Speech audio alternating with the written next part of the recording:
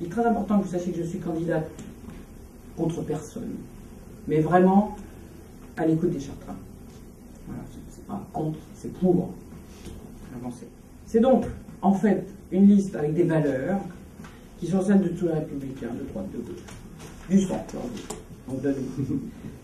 Imagine donc ce que ça pourrait être si on se met tous ensemble, ça pourrait vraiment être très intéressant. Donc, il est très important que vous sachiez que je suis candidate contre personne, mais vraiment à l'écoute des Chartrains. Catherine Mounoury, l'ex-championne de voltige, a été choisie pour être à la tête de la liste d'opposition au maire sortant UMP. Soutenue par David Lebon du Parti Socialiste, Éric Chevet du MoDem, puis Sandra Randa d'Europe Écologie Les Verts, tous se sont unis pour empêcher la réélection du candidat pas encore déclaré, Jean-Pierre Gorge. Alors, vous êtes tête de liste d'une alliance PS, MoDem, Europe Écologie Les Verts. Qui est l'initiative de ce projet ? Alors, vous voyez, je ne peux pas vous répondre. C'est vraiment, nous avons pris la décision tous ensemble en discutant. Je suis tête de liste d'une liste apolitique et sans étiquette, qui accepte avec plaisir les gens qui sont dans ces partis. Effectivement, mais trois partis différents composeront cette liste. Est-ce que vous ne craignez pas d'avoir des difficultés à diriger ? Je ne crois pas parce que, je vous le disais, ça s'est fait dans une convergence. Donc, il n'y a pas eu de lutte d'influence pour diriger. On me l'a demandé, à la limite. J'ai été d'accord avec plaisir. Et je crois que nous serons, vous nous avez entendu, je pense que ça devait ressortir dans cette conférence de presse, le fait que nous échangeons aisément et que chacun, avec ses compétences, on est dans une situation d'aide et de partage. Écoutez, je vais vous dire non, j'ai pas peur. Voilà. Alors, un renseignement sur vos grands projets d'avenir. Je voulais savoir que si vous aviez été élu maire de Chartres sur les précédents mandats, est-ce que le projet Cœur de Ville aurait eu lieu ? Est-ce que le souterrain aurait été créé ? Est-ce que le bassin olympique se serait construit ? Est-ce que vous auriez un projet Paul Gare ?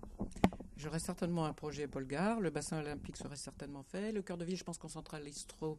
Et là, je ne suis pas tout à fait d'accord. Je pense qu'il faut des grands projets, mais qu'il faut rester raisonnable dans les ambitions, qu'un certain nombre de villes aussi ont fait des projets... par exemple, je pense aux Inuits, trop grands, qui les endettent et qui n'arrivent pas à rembourser. Donc j'aurais participé davantage aux prises de décision et à la gestion de l'argent. Éric Chevet, des trois grands projets de cette liste commune, logement, sécurité, emploi, vous avez hérité de l'emploi. Quel changement pensez-vous apporter à la politique actuelle ? Pensez-vous inverser localement une tendance qui est catastrophique à l'échelle nationale ? Oui, et elle est catastrophique à l'échelle nationale, mais encore plus à Chartres, puisque depuis maintenant plusieurs mois et même plusieurs années, en fait, le chômage progresse plus vite à Chartres que dans le reste de la France. Ça n'est pas normal, compte tenu de la position de Chartres, compte tenu des industries, des services qui sont positionnés. Ça n'est pas normal. Je pense qu'il y a un vrai problème en termes d'accueil de nouvelles entreprises à Chartres. Il n'y a pas une politique suffisamment forte en la matière. Et du coup, Chartres ne vit que par ces fleurons passés qui c'est vrai, se développent et c'est tant mieux, mais qui ne suffisent pas aujourd'hui à créer suffisamment d'emplois dans notre région. C'est une grosse lacune. Est-ce que vous pensez que vous trouverez réellement votre place dans cette alliance ? Est-ce que vous ne craignez pas être la caution écologie dans cet engagement ?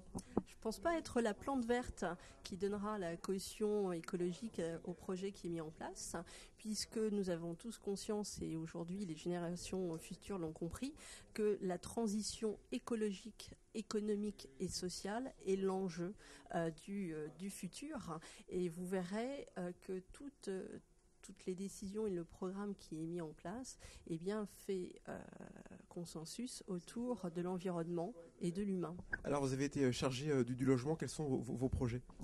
Alors sur le logement, je souhaite que les citoyens chartrains soient acteurs de la transformation de la société et de l'urbanisme, et notamment on a Cécile Duflot qui est ministre du Logement et qui a mis en place ce qu'on appelle des logements participatifs.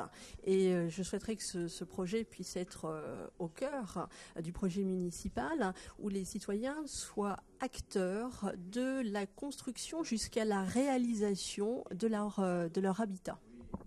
Trois parties différentes sur cette liste. Est-ce que ce n'est pas pour vous un aveu de constat d'échec pour vos politiques respectives ? Au contraire, parce qu'on arrive à rassembler plus largement que l'addition uniquement des partis, puisque Catherine Monory en est aujourd'hui la tête de liste, et donc c'est un dépassement, c'est plutôt une évolution très positive. Des 3 portefeuilles, logement, sécurité, emploi, vous avez hérité de la sécurité. Que pensez-vous apporter aux Chartrains ? Parce que je suis un peu le petit Manuel Valls local, peut-être. Très simplement parce qu'il y a des questions de sécurité, qu'il y a des questions de sécurité qui sont multiples dans la ville, dont finalement quand on regarde le journal local, on prend bribe par bribe, mais il y a des voitures qui ont brûlé, des agressions de personnes âgées, des incivilités de plus en plus importantes. Et la seule réponse qui est proposée aujourd'hui, c'est la vidéoprotection, qui protège de rien, qui peut permettre et peut être utile dans le cadre d'enquête, mais ça peut pas être l'alpha et l'oméga de la politique de sécurité de la ville.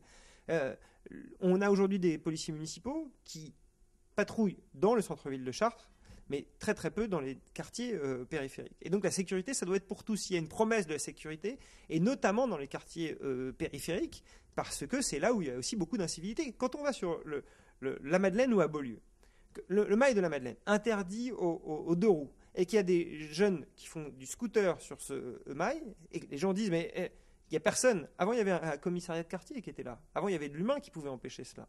Donc, nous voulons remettre de l'humain là où il y a des problèmes de sécurité. Nous voulons utiliser la technologie à bon escient dans les endroits où on puisse protéger différents quartiers d'un certain nombre de menaces qui sont spécifiques. Mais ça ne peut pas être...